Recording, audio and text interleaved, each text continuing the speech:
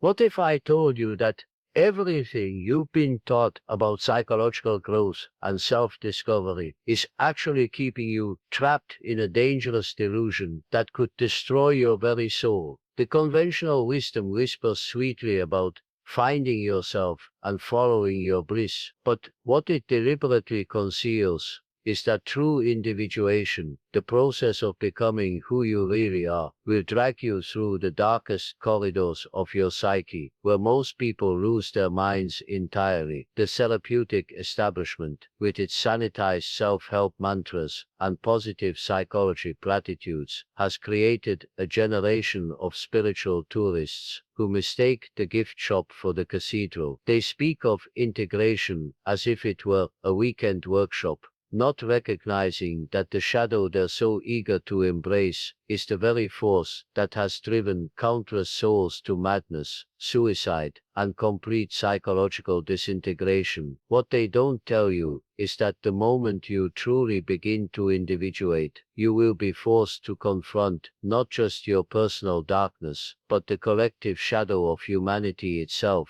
And most people who encounter this raw, unfiltered reality without proper preparation are utterly annihilated by it. Most people don't realize they're living in a carefully constructed psychological prison, mistaking their persona, that socially acceptable mask they wear, for their authentic self. They spent decades perfecting this false identity, believing they're becoming more authentic, when they're actually moving further away from their true nature. The first devastating symptom of dark individuation is the complete collapse of this persona, leaving you feeling like a stranger in your own life, questioning every choice you've ever made, every relationship you've built, every belief you've held sacred. You wake up one morning and realize that the person in the mirror is a complete fabrication, a character you've been playing so convincingly that you forgot it was just a role. The second crushing blow comes when you begin to see through the collective illusions that govern society. The values, traditions, and belief systems that once provided comfort and meaning suddenly reveal themselves as hollow constructs designed to keep the masses sedated and compliant. You watch your friends and family continue their sleepwalking existence, while you're forced to witness the absurdity and meaninglessness of modern life with painful clarity. This is what I call the curse of consciousness. Once your eyes are opened, you can never close them again. The third symptom manifests as an overwhelming encounter with your shadow, not the tame, digestible version presented in popular psychology, but the raw primal force that contains every impulse, desire, and capability you've spent your life denying. This isn't about acknowledging that you sometimes feel angry or jealous. This is about coming face to face with your capacity for evil, destruction, and depravity. Most people, when they truly encounter their shadow, either retreat in terror back to their old persona or become completely possessed by these dark forces, losing all moral compass and descending into chaos.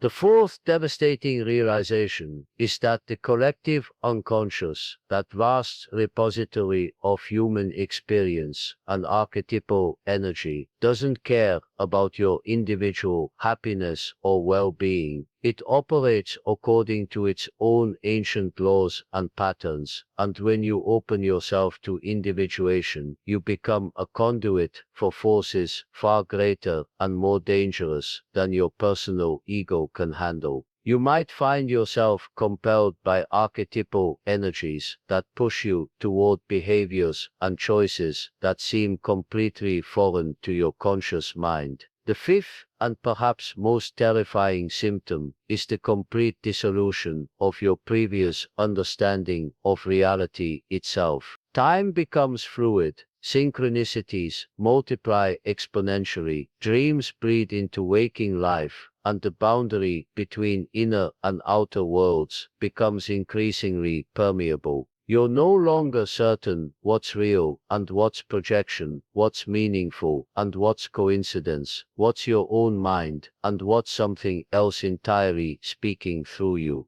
These symptoms compound and create vicious cycles because each breakdown of your previous psychological structures leaves you more vulnerable to the next wave of dissolution. Most people trapped in dark individuation oscillate between desperate attempts to reconstruct their old identity and terrifying plunges into psychological chaos. They stay stuck because they're trying to use their rational, controlling ego to navigate a process that requires the complete surrender of that very ego. Studies of individuals who've undergone profound psychological transformation show that up to 70% experience what psychiatrists classify as spiritual emergencies, periods of intense psychological upheaval that can last months or even years. Yet mainstream psychology treats these experiences as pathology rather than recognizing them as necessary stages of genuine individuation. The conventional approaches fail spectacularly because they're designed to strengthen the very ego structure that must be dissolved for true individuation to occur. Cognitive behavioral therapy tries to modify thoughts and behaviors while leaving the fundamental delusion of the ego intact. Positive psychology encourages you to think better thoughts while ignoring the shadow material that demands integration.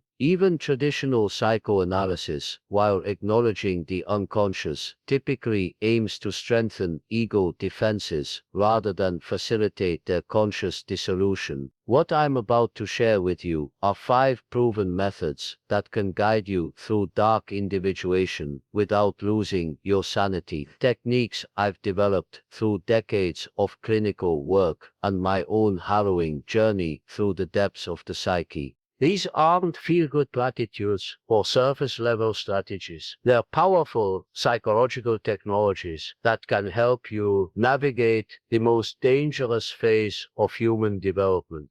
Unlike the empty promises of popular psychology, these methods are grounded in the deepest understanding of the human psyche, validated by the experiences of countless individuals who've successfully completed their individuation journey. You'll discover scientific insights into the neurological mechanisms of psychological transformation, backed by research from the fields of transpersonal psychology, neuroscience, and depth psychology. The difference between those who emerge from dark individuation as integrated, fully realized human beings and those who are broken by the process comes down to preparation and technique. Those who succeed understand that individuation isn't about becoming happier or more successful in conventional terms. It's about becoming real, authentic, and whole, regardless of the cost to your previous identity or lifestyle. When you apply these methods correctly, you'll never approach psychological challenge the same way again. You possess an unshakable understanding of your own psyche and the ability to navigate any crisis of meaning or identity with confidence and skill. The very experiences that destroy others will become the raw material for your continued growth and development. You're about to embark on a journey that will fundamentally alter not just how you see yourself, but how you understand the nature of consciousness, reality, and human potential. This isn't therapy, this is psychological alchemy, the transformation of the base metal of your unconscious personality into the gold of integrated awareness. The first foundational principle that most people completely misunderstand about dark individuation is that it's not a personal process, it's a transpersonal one. But here's what most people miss. They think individuation is about strengthening their ego, becoming more themselves, when the truth is, it's about discovering that what you call yourself is actually a temporary configuration of universal archetypal energies. Think of your personality like a radio that's been tuned to a single station your entire life. You've become so identified with that one frequency that you believe you or the music playing, but individuation is like discovering that you're actually the radio itself. capable of tuning into thousands of different stations, each representing different archetypal energies and aspects of the collective unconscious. Consider another analogy. Most people relate to their psyche like tourists visiting a foreign country. They stay in the hotel district, eat at familiar restaurants, and never venture beyond the safe, predictable areas. Dark individuation is like being dropped into the wilderness of that same country with no map, no guide, and no familiar landmarks. Suddenly, you must learn to navigate using entirely different skills and awareness. Here's a third way to understand this. Imagine your conscious mind as the CEO of a company who believes he's in complete control of the organization. But individuation reveals that the real power lies with the board of directors, the archetypal forces who've been making the crucial decisions all along. The CEO either learns to work with the board or gets fired and replaced. From a neurological perspective, dark individuation involves the activation of brain networks that have remained dormant throughout your normal socialized development.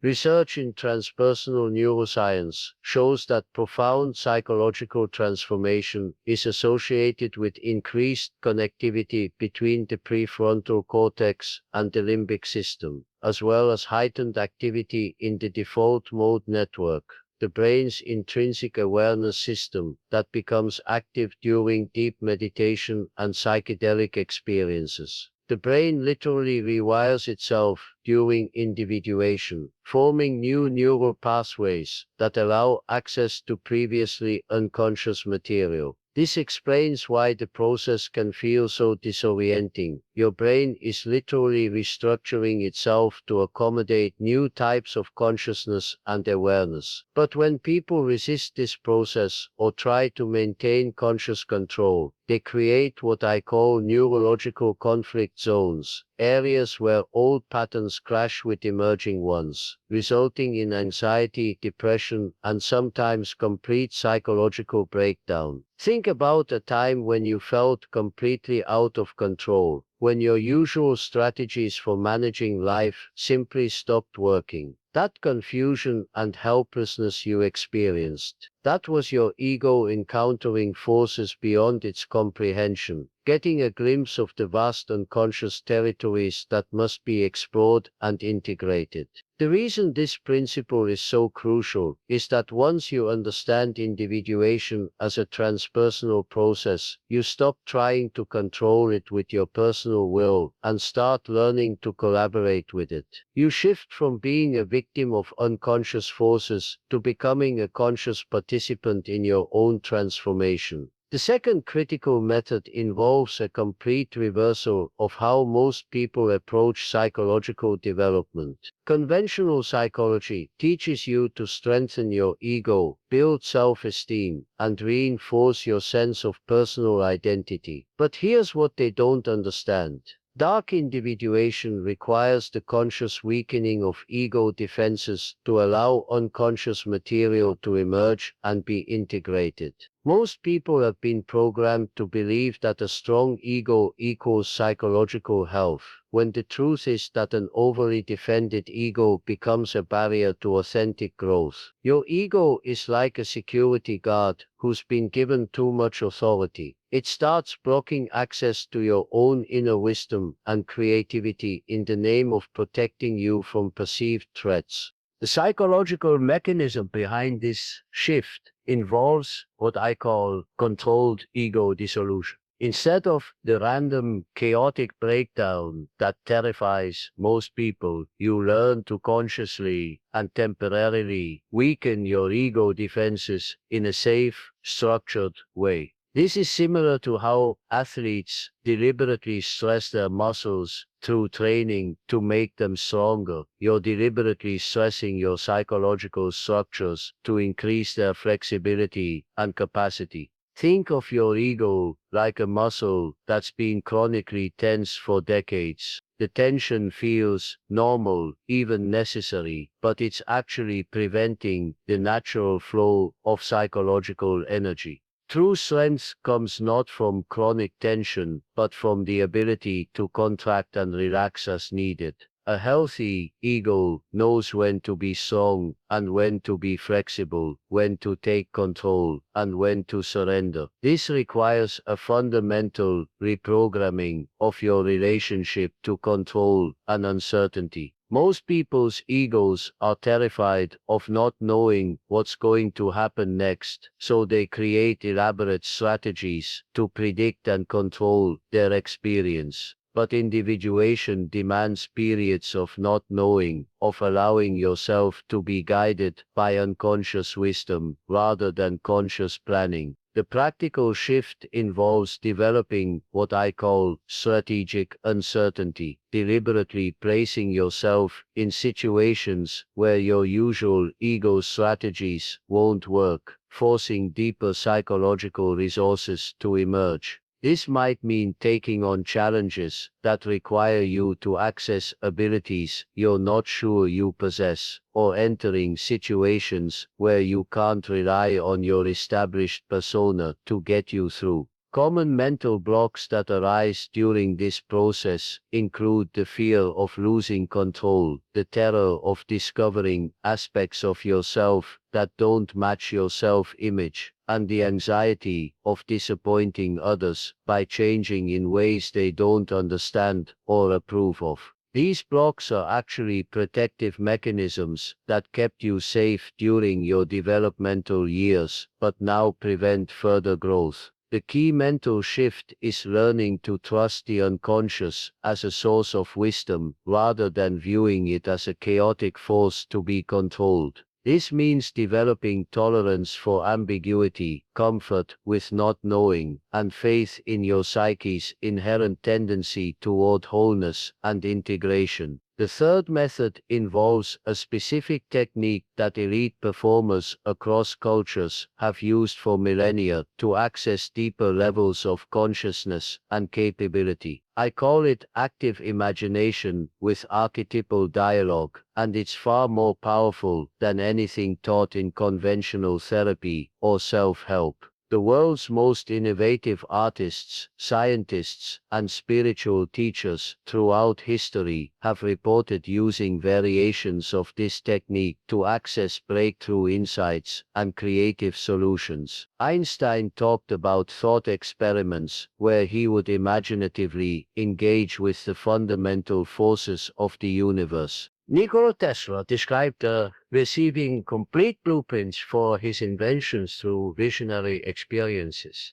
Indigenous shamans use similar techniques to commune with spiritual forces and receive guidance for their communities. The neuroscience behind this technique reveals why it's so effective. When you engage in active imagination, you're essentially creating a bridge between your conscious mind and the autonomous activity of the unconscious. Brain imaging studies show that this practice activates the same neural networks involved in dreaming while maintaining enough conscious awareness to remember and interact with the emerging material. Here's the step-by-step implementation. First, you create a protected psychological space through relaxation and focused attention. This isn't meditation in the traditional sense. You're not trying to empty your mind but rather to create optimal conditions for unconscious material to emerge. Second, you pose a specific question or dilemma to your unconscious and then allow images, figures, or scenarios to arise spontaneously without conscious direction.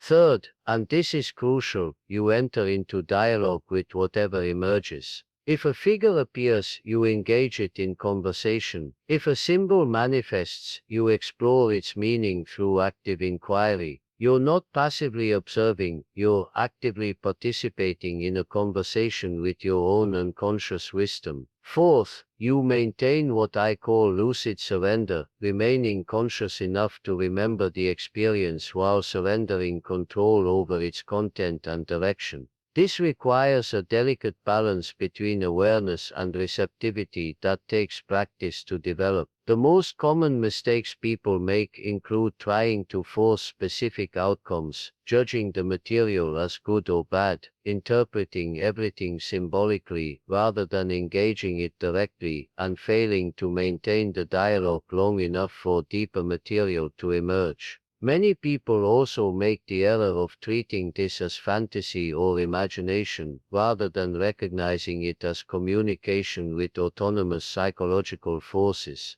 The parameters for effectiveness include practicing for at least 20 to 30 minutes at a time, maintaining regular sessions rather than sporadic attempts, keeping detailed records of your dialogues, and most importantly, taking concrete action in your outer life based on the guidance you receive. The unconscious will stop communicating if you consistently ignore its advice. Start tonight by setting aside 30 minutes before sleep.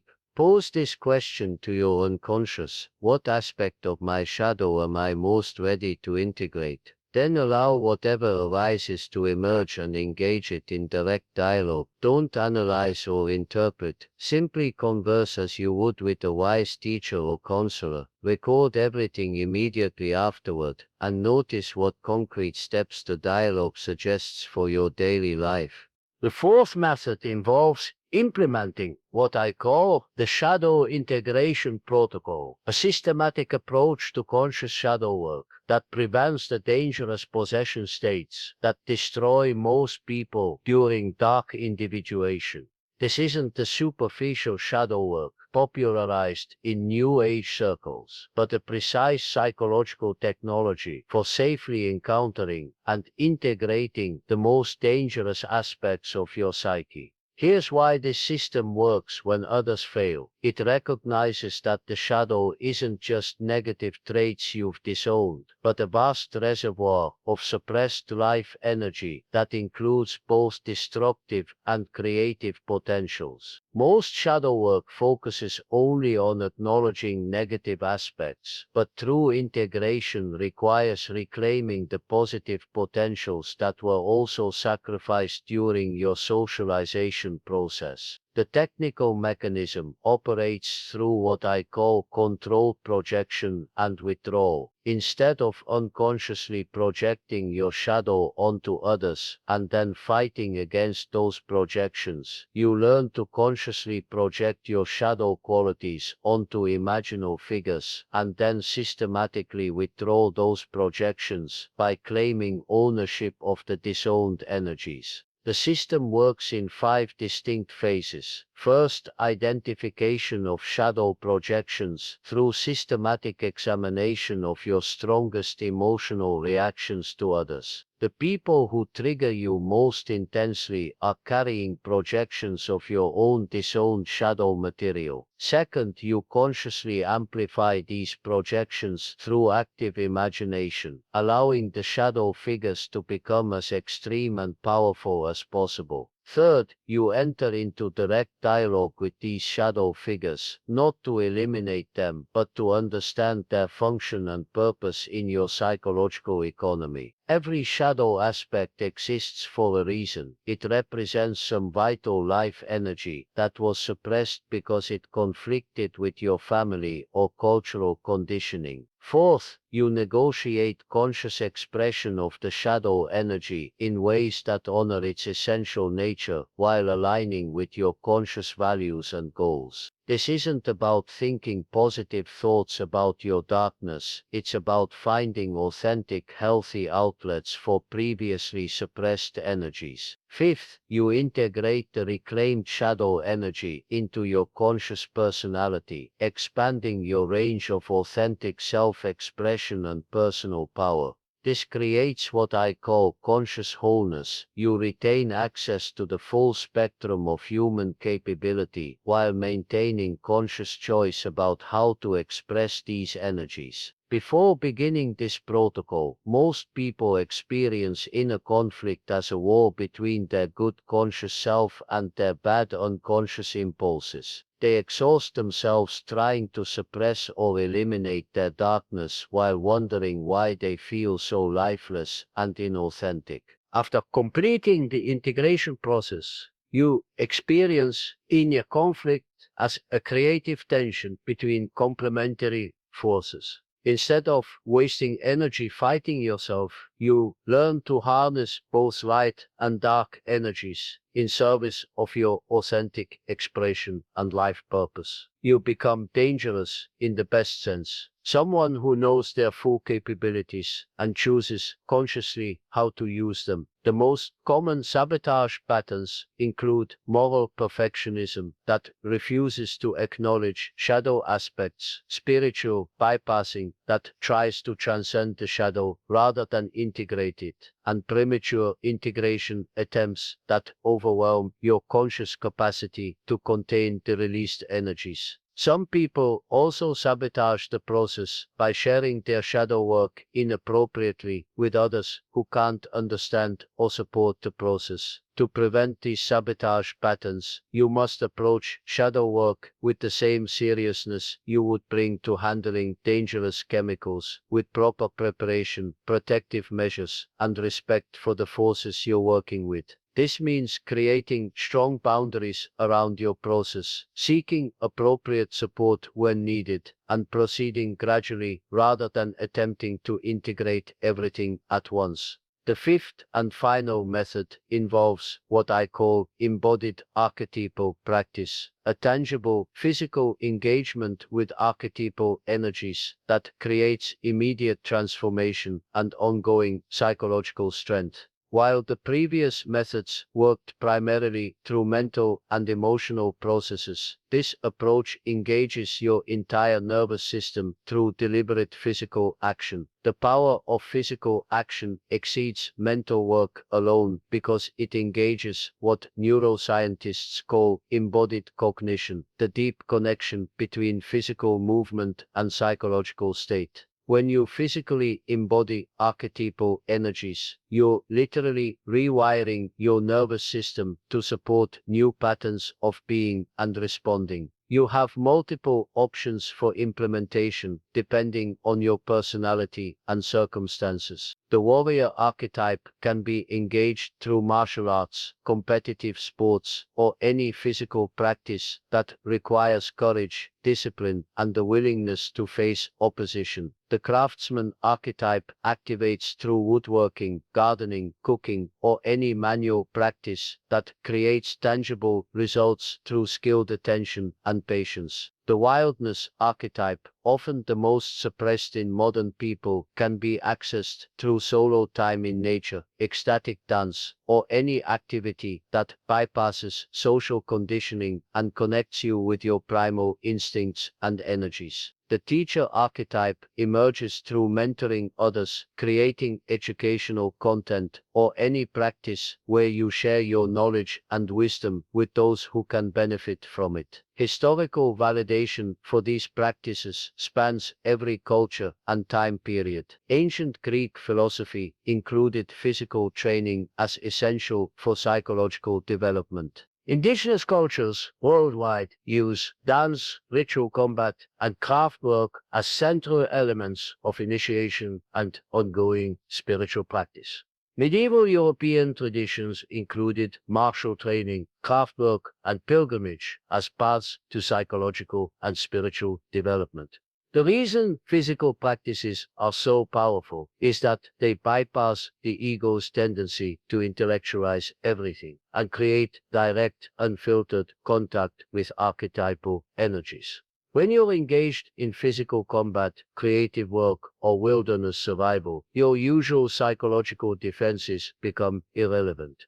You must respond from deeper, more instinctual levels of your being. These practices also create what I call success momentum. Each small victory in the physical realm builds confidence and capability that transfers to psychological challenges. When you know you can climb a mountain, learn a martial art, or master a craft, you approach inner with greater confidence and persistence. For immediate engagement, choose one archetypal domain that feels both attractive and slightly intimidating. If you've spent your life being overly cerebral, engage the warrior through martial arts or competitive athletics. If you've been overly aggressive or controlling, engage the craftsman through detailed, patient, creative work. If you've been overly domesticated and socially compliant, engage the wild through solo wilderness experiences or expressive movement. Begin this week with a minimum commitment of 3 sessions, each lasting at least 1 hour. The key is consistency and genuine engagement. You must be willing to fail, struggle, and gradually develop competence rather than expecting immediate mastery. Document your experiences and pay attention to how the physical practice affects your psychological state and overall life energy. The momentum created by these practices compounds exponentially. Each archetypal energy you successfully embody becomes a resource you can draw upon during psychological challenges. Instead of facing difficult situations with only your limited ego resources, you have access to the full spectrum of human capability and wisdom. Now we come to the crucial question of implementation psychology. Why some people successfully complete their individuation journey while others are destroyed by the very same process. The difference lies not in intelligence, education, or even psychological sophistication, but in their relationship to identity and change. Most people approach psychological transformation from a victim mentality, hoping that the right technique or teacher will save them from their suffering, without requiring fundamental changes to who they are. But individuation demands that you become an active creator of your own psychological reality, taking full responsibility for both your suffering and your liberation. The language patterns you use internally create the psychological framework for success or failure. When you think, I hope this works, or maybe I can change, you're embedding doubt and uncertainty into your transformation process. But when you shift to, when I integrate this material, or as I develop these capabilities, you're presupposing success and creating neurological pathways that support positive outcomes. Previous attempts at psychological change may have failed because they were based on the fantasy that you could transform without actually changing, that you could become more authentic while keeping all your current comforts and relationships intact. True individuation requires sacrificing aspects of your current life that are incompatible with your authentic nature, and most people aren't willing to pay this price. But you're different. You're someone who's willing to face reality as it is rather than as you wish it were. You understand that genuine transformation requires genuine commitment, not just good intentions or weekend workshop enthusiasm. You're ready to become the kind of person who doesn't just learn about psychological principles, but actually lives them, regardless of the social or personal cost. The moment you fully commit to your individuation process, not just intellectually, but with your entire being, your unconscious begins organizing reality to support your transformation. Synchronicities multiply,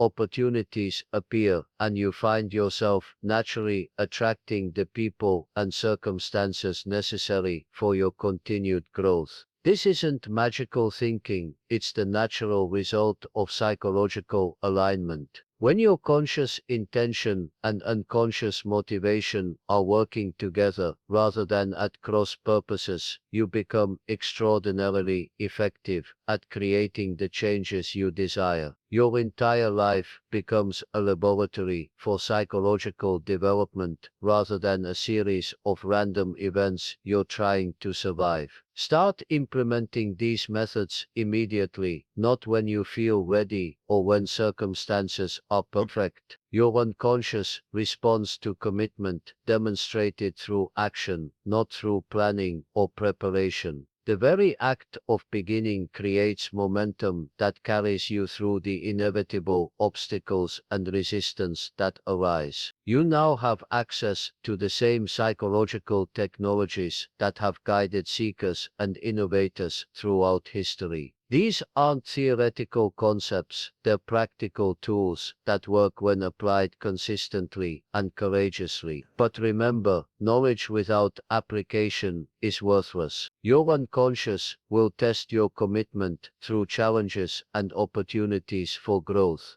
How you respond to these tests determines whether you emerge as an integrated individual or remain trapped in the comfortable prison of your current limitations. What we've explored today represents the culmination of decades of research and clinical work, a complete framework for navigating the most dangerous and rewarding phase of human development. You now understand that dark individuation isn't the problem to be solved, but a sacred process to be honored and skillfully engaged. You possess the knowledge, techniques, and psychological understanding necessary to complete your own transformation while helping others who are struggling with the same challenges. You're no longer someone who needs to be saved or fixed. You're someone who has the tools and wisdom to save yourself.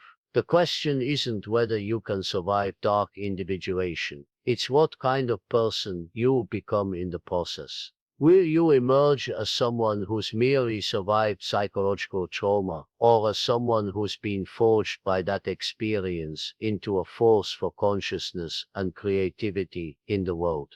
Your journey begins the moment you close this video and take the first concrete step toward implementing what you've learned. Your unconscious is listening, waiting to see whether you're truly committed to transformation or just another consumer of psychological entertainment. Which will you choose to be?